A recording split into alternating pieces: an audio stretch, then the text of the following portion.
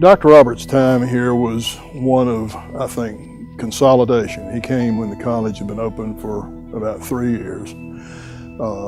Dr. Gentilat had gotten things up and going, quite literally, the initial buildings of the campus built and the curriculum in place and the faculty hired and this sort of thing.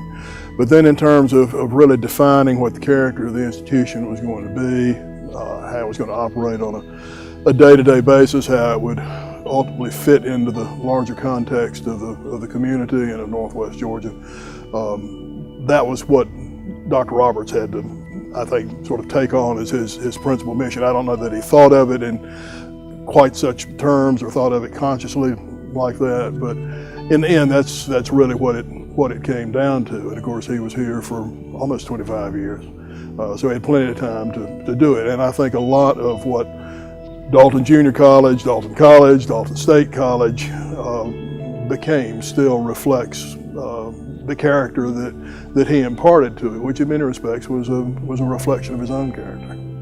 But in terms of emphasizing the role that the college could play in the community, the potential that the college had for improving the quality of life in the community, the contributions that it can make to the lives of individuals throughout Northwest Georgia, he could do that very well.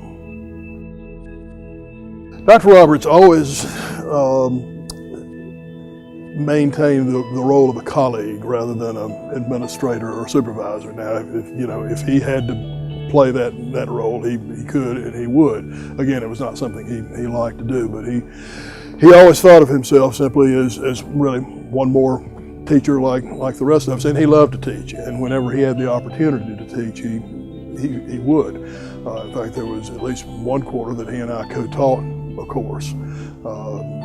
He'd do 1 week of it and I'd do another week of it, and we sort of set it up a little bit where we'd play off of each other, and he'd say something and I'd come back and say, that's not right, here's a different interpretation of that. I mean, this was all kind of staged, and the students are sitting there, how dare you talk to him like that? He really, I think, tried to impart the idea that this was an academic family. And it was a family that included certainly the faculty and the staff, but the students as well, that it was a family of learning. And he was very good at that. There was nothing pretentious about him. There was certainly nothing ostentatious about him. He did not like, all the pomp and circumstance that some college presidents like. In fact, on one occasion, I remember he said, I just really as soon do away with the whole graduation thing because I have to stand up there in a cap and gown and preside over it all. And I said, look, boss, and he did not like to be called boss. I said, look, boss, this is something that is for the graduates and their families, and it's simply one more service we provide. Oh yeah, well, I guess so. I'll do it then. And that was the end of that. And he said on one occasion, he said, what I would like when I finally leave here is for nobody to really know that I've been here, other than just, we kept the lights on and we got the job done and this kind of thing. But I don't want to feel like, my fingerprints are all over the place. Well, I had to tell him again, look, that's not the way it operates. There is a culture of civility, for lack of a better term, that I think is still embedded here, at least I hope it is. And it's something that visitors to the college have commented on, people who've come in on accreditation teams. They've noticed, for example, that students will hold the door for each other, that there is respect shown certainly toward the faculty and the administration, but that students show it toward each other as well. And I think this is an outgrowth, again, really of Dr. Roberts' own sort of low-key temperament and his sense that, we're all in this together. We all have our different roles to play, but we're all going to come out better on the end for playing those roles. Most of the time, if there was money left over, first dibs went to the library.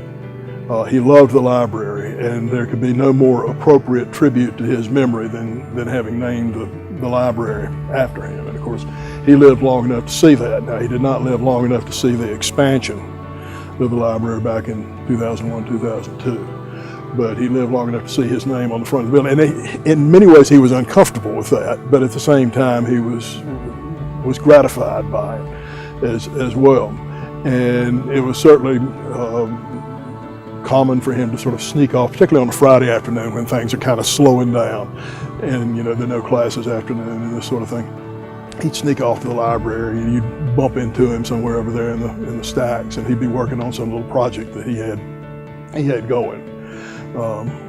So again, this was, character, and he wouldn't tell anybody where he was. He wouldn't tell his secretary or anything else. He just sort of vanished, but we probably knew, well, he's probably in the library somewhere. And he felt that, apart from the faculty, the library was really the heart of the campus. And one, I think, visible legacy is that we had what, by any standard I think you'd want to apply, the best library of any of the two-year schools, and even now for institutions comparable to ourselves around the university system, I think our library will stand up very, very favorably in comparison to those. And a lot of that has to do with the fact that he was willing to put money into the library.